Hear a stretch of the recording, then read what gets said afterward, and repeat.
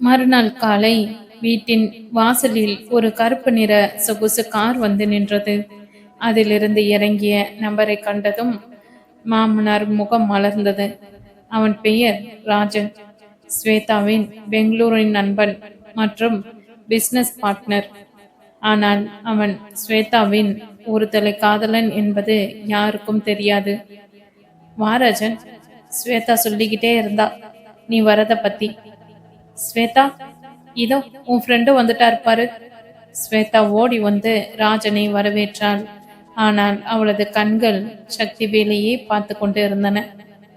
ஸ்வேதா ராஜனை பயன்படுத்தி கொண்டு சக்திவேலுக்கு பொறாமையை உண்டாக்கவும், அதே சமயம் ஈஸ்வரிக்கு சக்திவேலின் மீது இன்னும் வெறுப்பை ஏற்றவும் ஒரு புதிய கணக்கு போட்டாள். மதிய உணவு நேரத்தில், மாமா, ஸ்வேதா பெங்களூர்ல இருக்கும்போது எப்பவும் சக்திவேல் மாமாவை பத்தி பேசிக்கிட்டே இருப்பா. அவளுக்கு அவரோட டேஸ்ட் எல்லாம் அத்துப்படி. இந்த வார்த்தை ஈஸ்வரியின் காதில் ஈயத்தை காய்ச்சி ஊற்றியது போல இருக்க, உடனே ஸ்வேதா, அக்காவோட டேஸ்டும் எனக்கு ரொம்ப பிடிக்கும் என்று சொல்லி சமாளித்தாள். வெற்றி நிலாவிடம் ரகசியமாக, நிலா, இந்த ராஜம் வந்த நேரம் சரியில்லையே, ஏற்கனவே இங்க நெருப்பு எரிஞ்சுக்கிட்டு இருக்கு, இவன் பெட்ரோலை ஊத்துறான். ஆமா வெற்றி, அண்ணியோட முகத்தை பாரு, ஒரு மாதிரி ஆயிட்டாங்க. அண்ணன் பாவம் ரெண்டு பக்கமும் இடி வாங்கிக்கிட்டு நிக்கிறாரு. சக்திவேலின் அம்மா குழந்தைகளுக்கு சாப்பாடை ஊட்டி கொண்டு இருக்க, பசங்களா சாப்பாட்டை பாருங்கடா, ராஜன் தம்பி நல்லா சாப்பிடுங்க என்று சொல்லிவிட்டு குழந்தைகளுக்கு உணவினை ஊட்டிவிட்டு கொண்டு படுக்கை அறைக்கு சென்று விட்டாள். மருமகள் கர்ப்பமாக இருக்கிறதால் குழந்தைகளை தன்னிடமே படுக்க வைத்து கொண்டார் சக்திவேலின் அம்மா. சாப்பிட்டு முடித்த பின் ஈஸ்வரி மாத்திரைகளை போட்டுவிட்டு அறையில் ஓய்வெடுக்க சென்றாள். சக்திவேல் ஈஸ்வரியிடம் வந்து, மருந்து சாப்பிட்டு விட்டாயா, ஏதேனும் வேணுமா என்ற பாசத்துடன் அவளிடம் கேட்க, அவளும் சற்று நேரம் சக்திவேல் அருகாமை அவளுக்கு நிம்மதியை தந்தது. சக்திவேலின் மார்பில் தலை சாய்த்து ஈஸ்வரி படுத்திருந்தாள். அப்பொழுது அவளுக்கு இருமல் வர சக்திவேல் தண்ணி எடுக்க சமையலறை செல்ல, ஸ்வேதா ராஜனை ஹாலில் அமர வைத்துவிட்டு நைசாக சமையலறைக்கு சென்றாள். அங்கே சக்திவேல் தண்ணீர் எடுக்க வந்திருந்தான். ஸ்வேதா வேண்டுமென்றே ராஜனிடம் சத்தமாக பேசுவதை போல நடித்தாள். ராஜன், மாமாவுக்கு என்ன பிடிக்கும்னு எனக்கு தெரியும், ஆனா அக்கா தான் அவருக்கு இடைஞ்சலா இருக்கா என்று சொல்லிவிட்டு சக்திவேல் அருகில் வந்து அவனது சட்டையில் ஒட்டி இருந்த ஒரு நூலை எடுப்பதை போல் அவன் நெஞ்சை தடவினாள். துரதிருஷ்டவசமாக அந்த நேரம் ஜன்னல் வழியாக ஈஸ்வரி இதை பார்த்து விட்டாள். ஈஸ்வரியின் பார்வையில் சக்திவேலும் ஸ்வேதாவும் ராஜன் முன்னிலேயே இப்படி நெருக்கமாக இருக்கிறார்களோ என்ற சந்தேகம் வலுத்தது. ஈஸ்வரி விறுவிறுவென வெளியே வந்தாள். சக்திவேல், கொஞ்சம் இங்க வாங்க. ராஜன் ஒன்றும் புரியாமல் பார்த்து கொண்டு இருந்தான். அறைக்குள் சென்றதும் ஈஸ்வரி வெடித்தாள். ராஜன் முன்னாடியே அவகிட்ட அப்படி என்ன பேச்சு, உங்களுக்கு வெக்கமே இல்லையா? ஈஸ்வரி, ராஜ ஸ்வேதாவோட ஃப்ரெண்டு, அவகிட்ட அவ ஏதோ பேசிக்கிட்டு இருந்தா. நான் தண்ணி எடுக்க தானே போனேன், உனக்காக தானடி போனேன், ஏண்டி இப்படி அற்பத்தனமா பேசுற? ஈஸ்வரி அழுது கொண்டே, ஆமா, நான் அற்பமானவதான். ஏன்னா நான் ஒரு கர்ப்பிணி, என்னால இப்போ உங்களுக்கு எதையும் கொடுக்க முடியாது. அதான் இளமையும் அழகும் இருக்கிற என் தங்க பின்னாடி போறீங்க. ஸ்வேதா எவ்வளவோ நல்லவ, அவ ராஜனை உங்களை காட்டி மிரட்டுறதுக்காக தான் கூட்டிட்டு வந்திருக்காளோன்னு எனக்கு தோணுது. நீங்க அவளை தொந்தரவு பண்றத அவன் பார்த்தா என்ன ஆகும்? சக்திவேல் தலையில் அடித்து கொண்டான். ஸ்வேதா ராஜனை தன் பகடக்காயாய் பயன்படுத்துவதை அவன் உணர்ந்தான். ஆனால் ஈஸ்வரிக்கு அது புரியவில்லை. அன்று இரவு ராஜன் தங்குவதற்கு மாடி அறை கொடுக்கப்பட்டது. ஸ்வேதா நைசாக ராஜனின் அறைக்கு சென்று, ராஜன், அக்காவுக்கும் மாமாவுக்கும் சண்டை வரணும், நீ மாமா கிட்ட போய் ஸ்வேதாவை எனக்கு ரொம்ப பிடிக்கும், நீ அவகிட்ட விலகிருன்னு கொஞ்சம் மிரட்டுற மாதிரி பேசு என்று தூண்டிவிட்டாள். ராஜன் சக்திவேலை பார்த்து, சக்திவேல் சார், ஸ்வேதா என்னோடது, நீங்க உங்க லிமிட்ல இருங்க, என்று ஹாலிலேயே அனைவர் முன்னிலையிலும் சொல்லிவிட்டான். இதை கேட்ட ஈஸ்வரிக்கு சக்திவேல் ஸ்வேதாவை காதலிக்கிறான், ஆனால் தான் ராஜன் இப்படி சொல்கிறான் என்று தவறாக நினைக்க ஆரம்பித்து விட்டாள். சக்திவேலுக்கு ஒன்றும் புரியவில்லை. ஒரு அறை கொடுத்து அவனை வீட்டை விட்டு விரட்டி விடலாமா என்று தோன்றியது. ஈஸ்வரியின் மனநிலையை கருத்தில் கொண்டு அவளுக்கு எந்த ஒரு பாதிப்பும் வராமல் இருப்பதற்காகவே மௌனமாகவே இருந்தான். சக்திவேல், நீங்க இவ்வளவு கேவலமானவர்னு நான் நினைக்கல. ராஜா முன்னாடியே அசிங்கப்பட்டு நிக்கிறீங்க. எனக்கு உங்களோட வாழவே பிடிக்கல. ஈஸ்வரி மயங்கி சரிந்தாள். ஈஸ்வரி மயங்கி சரிந்ததும் வீடே அல்லோல கல்லோலப்பட்டது. சக்திவேல் பதறிப்போய் அவளை வாரி அணைத்து கட்டிலில் கிடத்தினான். டாக்டர் வந்து பரிசோதித்து விட்டு, அதிகப்படியான மன அழுத்தம் தான் காரணம், இனிமேலாவது அவங்கள நிம்மதியா வச்சுக்க பாருங்க என்று எச்சரித்து விட்டு சென்றார். ஈஸ்வரிக்கு ட்ரிப்ஸ் ஏறிக்கொண்டிருக்க ஹாலில் ஒரு நிசப்தம் நிலவியது. வெற்றியும் நிலாவும் தோட்டத்து பக்கம் ஒதுங்கினார்கள். வெற்றியின் முகம் வழக்கத்துக்கு மாறாக கடுமையாக இருந்தது. நிலா, இங்க நடக்கிறது எதுவுமே சரியில்லை. அண்ணன் மேல அன்னைக்கு சந்தேகம் வர அளவுக்கு அந்த ஸ்வேதா ஏதோ விளையாடுறான். ஸ்வேதாவையும் ராஜனையும் அடிச்சு வெளியே திறத்த விடணும் போல தோணுது. அந்த ராஜ பையன் வேற வந்து அண்ணனை மிரட்டுறான். அவனை என்று பற்களை கடிக்க ஆரம்பித்தான்.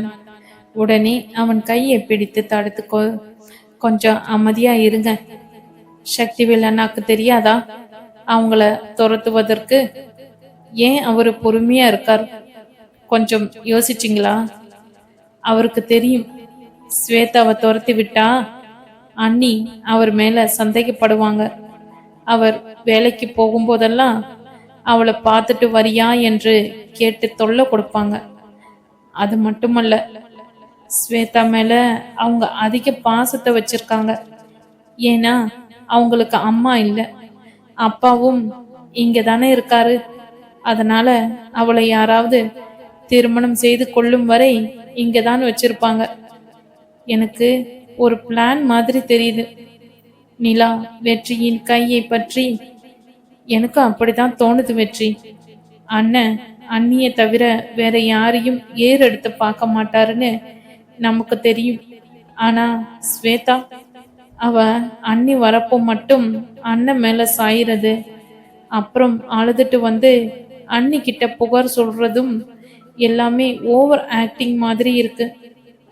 கரெக்ட் நிலா, அவ அண்ணனை அடையணும்னு நினைக்கிறான். அதுக்காக அன்னிக்கும் அண்ணனுக்கும் நடுவுல பிரிவினையே உண்டாக்குறா. நாம சும்மா இருந்தா அண்ணியோட வாழ்க்கையே சீரழிஞ்சிடும். அந்த ஸ்வேதாவோட உண்மை முகத்தை அண்ணி முன்னாடியே கொண்டு வரணும். ஆமா வெற்றி, ஆனா நாம நேரடியா சொன்னா அண்ணி நம்ப மாட்டாங்க. அவளே அவ வாயால உண்மையை சொல்ற மாதிரி நாம ஏதாவது பண்ணணும். அதுக்கு ஒரு டிராப் இருக்கும். வெற்றி நிலாவை தன் பக்கம் இழுத்து நெற்றியில் முத்தமிட்டு, என் பொண்டாட்டி ரொம்ப புத்திசாலிடி, வா என்ன பண்ணலான்னு யோசிப்போம் என்றான். அந்த பதற்றமான சூழலிலும் அவர்களுக்கு காதல் அவர்களுக்கு ஒரு தெம்பை கொடுத்தது. சக்திவேல் ஈஸ்வரியின் அருகில் அமர்ந்து அவளது கைகளை பிடித்து கொண்டிருந்தான். அவனது உள்ளம் கொதித்தது, கண்களில் கண்ணீர். அன்பு மனைவியை புரிஞ்சிக்க மாட்டேங்கிறாளே என்ற வேதனையும், அவள் உடல்நிலை பாதிக்கிறது, அவளுக்கு உண்மை சொல்லியும் புரிய வைக்க முடியவில்லை என்ற மன உளைச்சலும் வேதனையில் ஆழ்த்தியது. ஸ்வேதா வெளியே ராஜனுடன் ஏதோ சிரித்து பேசிக்கொண்டு இருப்பது அவனுக்கு கேட்டது. அப்பொழுது ஸ்வேதா அறைக்குள் வந்தாள். அக்காவுக்கு எப்படி இருக்கு மாமா? பாவம், எனக்காக போய் இவ்வளவு டென்ஷன் ஆகிட்டாளே என்று வருத்தப்படுவதை போல் நடித்தாள். சக்திவேல் பற்களை கடித்து கொண்டு, ஸ்வேதா, இப்போதைக்கு இங்கிருந்து போயிடு. உன்னாலதான் இதெல்லாம் நடக்குதுன்னு எனக்கு தெரியும். என்னைக்காவது ஒரு நாள் ஈஸ்வரிக்கு உண்மை தெரியும். அன்னைக்கு ஒரு நாள் வரும். அன்னைக்கு நீ இந்த வீட்டை விட்டே மட்டும் இல்ல, உன் அக்கா வாழ்க்கையை விட்டும் ஓட வேண்டி இருக்கும். ஸ்வேதா ஏளனமாக, பார்க்கலாமாம்மா, அதுக்கு முன்னாடி அக்கா உங்களை வீட்டை விட்டு துரத்தாம இருந்தா சரி என்று சைகையில் காட்டிவிட்டு நகர்ந்தாள். வெற்றி ஒரு பிளான் போட்டான். அன்று இரவு 12 மணி. வீடே இருட்டில் இருந்தது. வெற்றி நிலாவிடம் ஒரு சிறிய ஸ்கைப் கேமராவை கொடுத்தான். நிலா, இப்ப நான் ராஜன் கிட்ட போய் சக்திவேல் அண்ணன் ஸ்வேதாவை ஒரு ரகசிய இடத்துக்கு வர சொன்னாரு, அங்க போய் அவளை ஏதோ மிரட்ட போறாரான்னு சொல்லுவேன். ராஜன் பதறி போய் ஸ்வேதா கிட்ட சொல்லுவான். ஸ்வேதா உடனே அண்ணனை தேடி போவா. ஆனா நாம அண்ணனை ஏற்கனவே ஒரு இடத்துல வர சொல்லியிருப்போம். நிலா சம்மதித்தாள். வெற்றி ராஜனிடம் போய் கொளுத்தி போட்டான். எதிர்பார்த்ததை போலவே ராஜன் ஸ்வேதாவிடம் விஷயத்தை சொன்னான். ஸ்வேதா மனதிற்குள், மாமா என்ன தனியா வர சொல்லியிருக்காரா? அப்போ அக்கா மயக்கத்துல இருக்கிற கேப்ல அவர் வலிக்க வந்துட்டாரா என்று குஷியானாள். அவள் விறுவிறுவென மொட்டை மாடிக்கு சென்றாள். அங்கே சக்திவேல் இருட்டில் நின்று இருந்தான். வெற்றிதான் அவனை அங்க வர சொல்லி இருந்தான். ஸ்வேதா பின்னாடி இருந்து வந்து சக்திவேலை கட்டி கொண்டு, மாமா, நீங்க வருவீங்கன்னு எனக்கு தெரியும். அக்கா இப்போ மயக்கத்துல இருக்கா. அவ எதுக்கு நமக்கு? நாம 2 பேரும் பெங்களூருக்கே போயிடலாமாம்மா. அவளை நிம்மதியா இங்கேயே விட்டுடுவோம். சக்திவேல் அவளை கடுமையாக தள்ளிவிட்டான். ஸ்வேதா, என்ன பேசுற நீ? ஏன் மாமா நடிக்கிறீங்க? நீங்களும் என்ன தொடணும்னு ஆசைப்பட்டீங்க தானே? அவ கர்ப்பமா இருக்கிறதால தானே நீங்க அவளை தவிர்க்கிறீங்க. எனக்கு எல்லாம் புரியும் மாமா. நான் உங்களுக்காக எதை வேணாலும் செய்வேன். அதே ஸ்வேதா சொன்னதை எல்லாம் நிலா தன் மொபைலில் வீடியோவாக பதிவு செய்து விட்டாள். வெற்றி இருட்டிலிருந்து வெளியே வந்து, பிடிச்சிட்டோண்டி உன்ன, இப்போ அண்ணி முன்னாடி உன் சாயம் வெளுக்க போகுது என்று கத்தினான். ஆனால் ஸ்வேதா ஒரு கிரிமினல் மூளை கொட்டவள். அவள் பதறவில்லை. அப்படியா என்று இழுத்தவள் சட்டென்று நிலாவின் கையில் இருந்த மொபைலை தட்டிவிட்டாள். மொபைல் கீழே விழுந்து சிதறியது. அதற்குள் ராஜன் அங்கே ஓடி வந்து விழுந்த மொபைலை எடுத்து அதன் மெமரி கார்டையும் போனையும் காலால் நசுக்கி துவம்சம் செய்தான். ஸ்வேதா ஏளனமாக சிரித்து, என்ன வெற்றி, 2 பேரும் சேர்ந்து எனக்கு ஸ்கெட்ச் போடுறீங்களா? ஆதாரம் இருந்தாதானே அக்கா நம்புவா. இப்ப போய் சொல்லுங்க. ஸ்வேதா கெட்டவனு. அக்கா உங்க 2 பேரையும் தான் வீட்டை விட்டு துரத்துவா. வெற்றி ஆத்திரத்தில் ராஜனின் சட்டையை பிடிக்க போனான். ஆனால் சக்திவேல் அவனை தடுத்தான். வேணா வெற்றி, எனக்கு இவங்களை அடிச்சு துரத்த தெரியாதா? ஈஸ்வரிக்காக தான் இவங்களை பொறுத்து போயிட்டு இருக்கேன். அவளுக்கு இப்போ உடம்பு முடியல. அவ சரியாகி வரட்டும், அப்புறம் இவளுக்கு வைக்கிற நான் வேட்டு. அதோட இப்போதைக்கு நம்ம கிட்ட ஆதாரமும் இல்லை. நாம நிதானமா இருக்கணும். மறுநாள் வீட்டின் ஹாலில் குழந்தைகள் விளையாடி கொண்டிருந்தனர். மாமனார் வழக்கம் போல, பசங்களா, மெதுவா விளையாடுங்கடா. உங்க அத்தை ஸ்வேதா பெங்களூர்ல இருந்து ஸ்பெஷல் சாக்லேட் கொண்டு வந்திருக்கா. அதை சாப்பிட்டுட்டு அமைதியா இருங்க. ஈஸ்வரி, நீயும் ஒன்னு சாப்பிடுமா, முகம் ரொம்ப வாடி போயிருக்கு. சக்திவேலின் அம்மா தன் மருமகளின் அருகில் வந்து தலையை வாஞ்சையோடு வருடிவிட்டாள். ஈஸ்வரி, சக்திவேல் அப்படிப்பட்டவன் இல்லை. உன் மேல உயிரையே வச்சிருக்கான். நீயும் குழந்தைங்க தான் அவன் உலகம். அது உனக்கே தெரியும். அப்படி இருக்கும்போது நீ ஏன் அவனை சந்தேகப்படுற? அத்தை, அவரை சந்தேகப்படவில்லை அத்தை. என் கண்ணு முன்னாடி பார்க்கும்போது அவர் ஸ்வேதா கிட்ட தப்பா நடக்கிற மாதிரி தெரியுது. அதுதான் எனக்கு கோபம் வருது. மற்றபடி அவர் நல்லவர், எனக்கு 100% தெரியும். அத்தை, நான் ஏன் இப்படி நடந்துக்கிறேன் எனக்கே தெரியல என்று சொல்லி அவர் மார்பில் சாய்ந்து அழ ஆரம்பித்தாள். சக்திவேலின் அம்மா அவளை சமாதானப்படுத்தி கொண்டு இருந்தார். இந்த மாதிரி நேரத்துல உனக்கு தப்பா தோணுதுமா, மற்றபடி எதுவுமே இல்லை. நீ வேணா பாரு, எல்லாம் நல்லபடியா நடக்கும். ஹாலில் எல்லோரும் அமர்ந்திருக்க, நேத்து நைட்டு உனக்கு மயக்கம் வந்தப்போ இந்த ஸ்வேதா தான் பதறி போய் உனக்கு தண்ணி தெளிச்சு கவனிச்சுக்கிட்டா. உன் தங்கம்பா. ஈஸ்வரி ஸ்வேதாவை பாசத்தோடு பார்த்தாள். ஆமா அத்தை, என் தங்க இல்லைன்னா நான் என்ன பண்ணுவேன்னு தெரியாது. சக்திவேல், வெற்றி, நிலா மூவரும் ஒருவரை ஒருவர் பார்த்து கொண்டனர். ஸ்வேதா அவர்களுக்கு தெரியாமல் ஒரு வஞ்சக சிரிப்பை உதிர்த்தாள். மாலையில் நிலா முற்றத்தில் வெற்றியும் நிலாவும் அமர்ந்திருந்தனர்.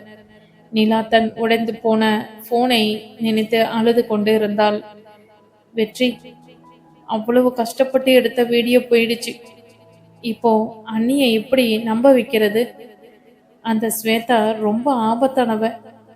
வெற்றி நிலாவை தன் தோளில் சாய்த்து கொண்டு, அழாத நிலா, நான் ஒரு ஸ்கைப் கேமராவை தரேன்னு அப்பவே சொன்னேன். நீ தான் கேட்கல. அவ போனை தான் உடைச்சான். நம்ம மூளையே இல்லை. இந்த வெற்றி இருக்கான்ல, அடுத்து ஒரு பெரிய பிளான் இருக்கு.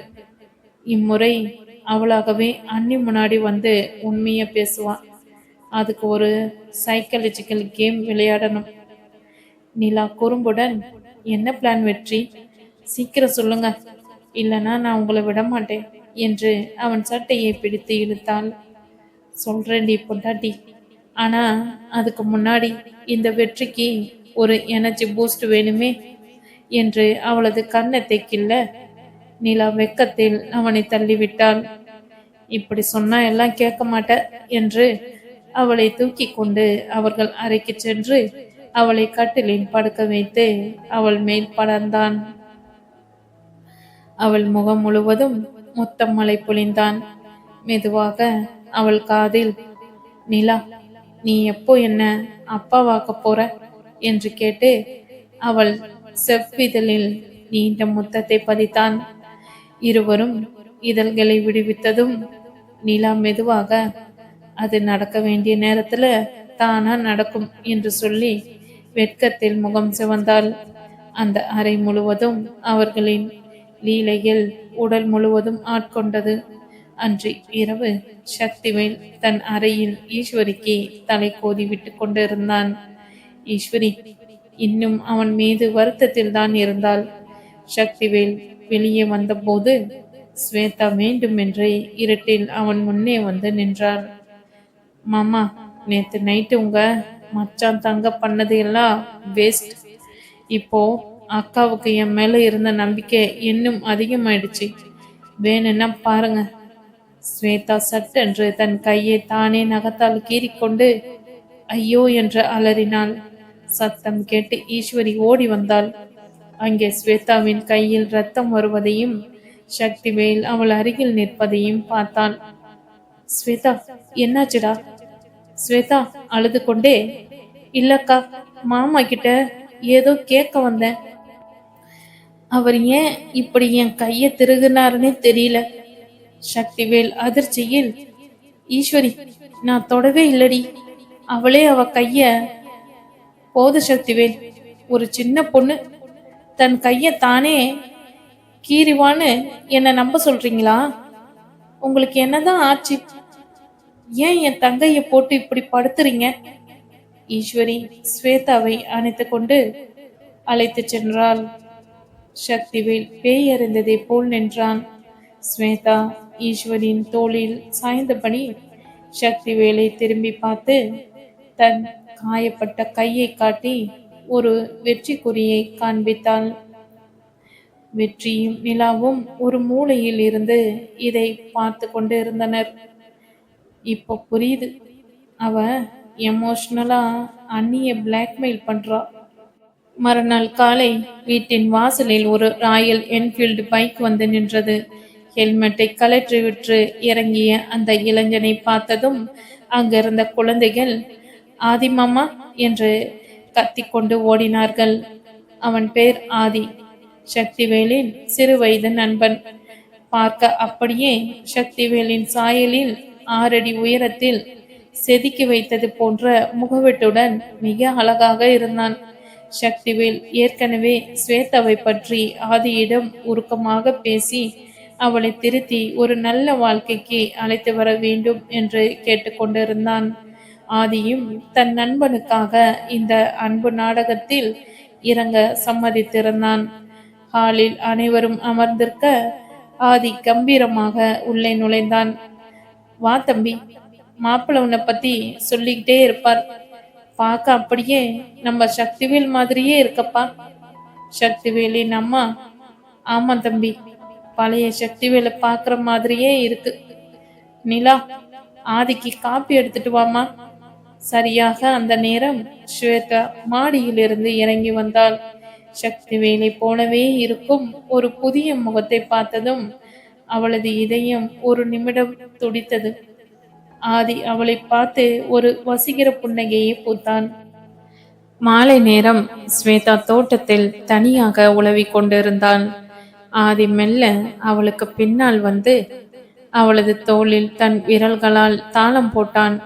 ஸ்வேதா திடுக்கிட்டு திரும்பி, யாரது, என்ன பண்றீங்க?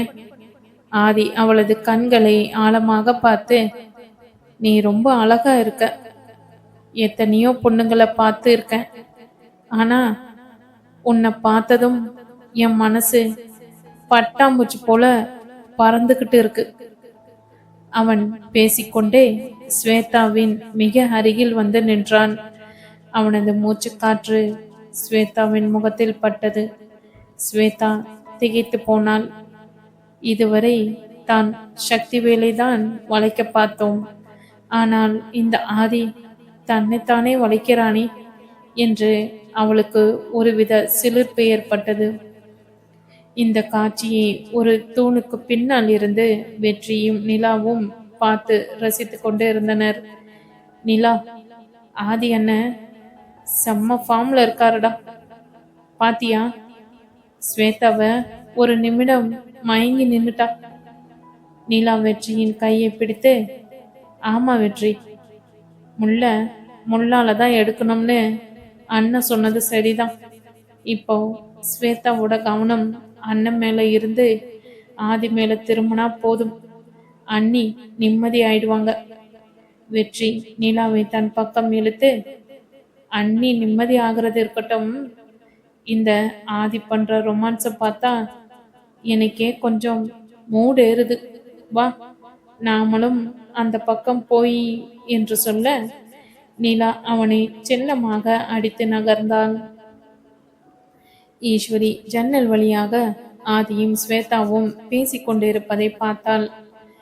வயசு பொண்ணு இருக்கிற வீட்டுல எதுக்கு சக்தி உங்க ஃப்ரெண்டை எல்லாம் கூட்டிட்டு வரீங்க என்று கேட்டதும், ஈஸ்வரி, ஆதியை பத்தி உனக்கு தெரியாதா? ஆதி தப்பானவன் இல்லை, தெரியும். ஆனா சக்தி, அங்க பாருங்களேன், ஸ்வேதா அந்த ஆதி தம்பிக்கிட்ட எவ்வளவு சகஜமா பேசுறான்னு.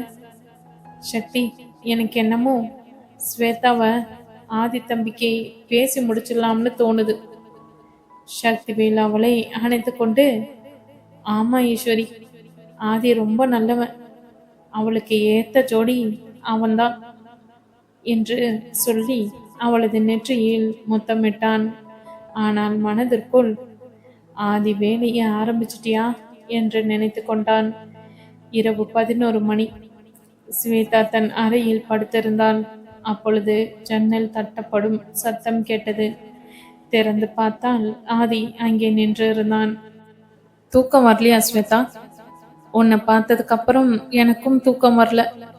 இந்தா, உனக்காக ஒரு ரோஜா பூ. அவன் அந்த ரோஜா பூவை கொடுத்து அவளது விரல்களை மென்மையாக வருடினான். உன் மாமா மேல உனக்கு இருக்கிறது வெறும் ஈர்ப்பு தான், ஆனா என் மேல இருக்கிறது அது காதல் ஸ்வேதா. கொஞ்ச நாள்ல நீயே என் பின்னாடி வருவ பாரு என்று சொல்லி ஒரு குறும்பான புன்னகையுடன் மறைந்தான். ஸ்வேதா அந்த பூவை கையில் வைத்துக்கொண்டு குழப்பத்தில் இருந்தாள்.